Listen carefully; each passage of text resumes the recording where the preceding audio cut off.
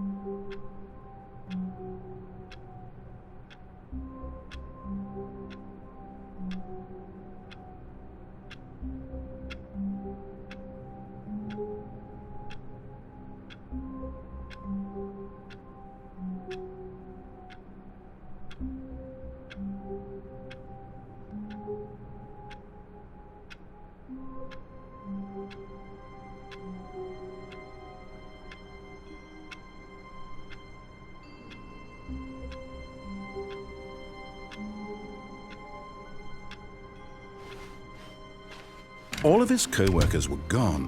What could it mean? Stanley decided to go to the meeting room. Perhaps he had simply missed a memo. The confusion and the chaos all seemed to melt away as Stanley embraced the bucket.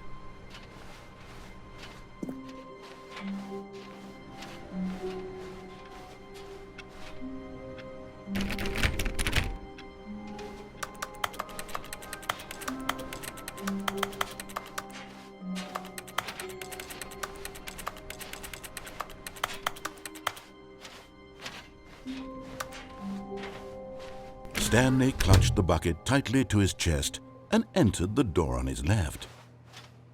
This was not the correct way to the meeting room, but Stanley had felt the bucket calling to him, telling him that the employee lounge was simply the place to be. And here it was. Had the bucket turned out to be correct? Was this better than the meeting room? Yes, Stanley thought to himself. Yes, perhaps it truly was. How insightful the bucket turned out to be.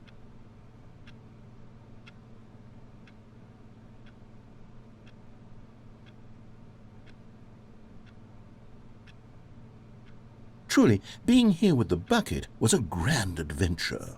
Stanley reflected on all they'd been through together. First, walking through the door on the right, then walking to the lounge, then arriving at the lounge. What a thrilling journey the bucket had inspired.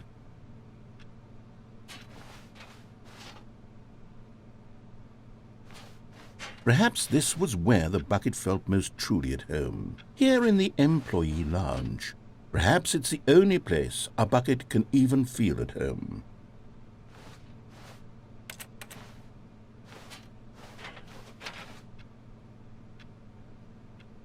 Stanley decided to just give the bucket absolutely as much time as it needed to be in the lounge. Clearly, the bucket and the employee lounge shared a special connection.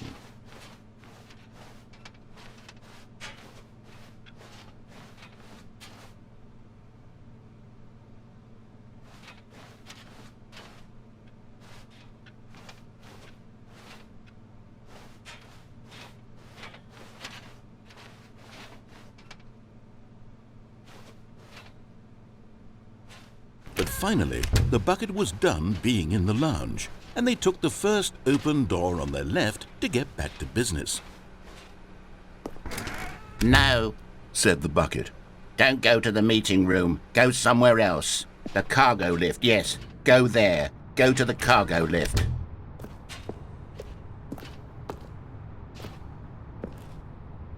But Stanley feared that any path he walked might lead to the separation of himself and the bucket, his dearest friend.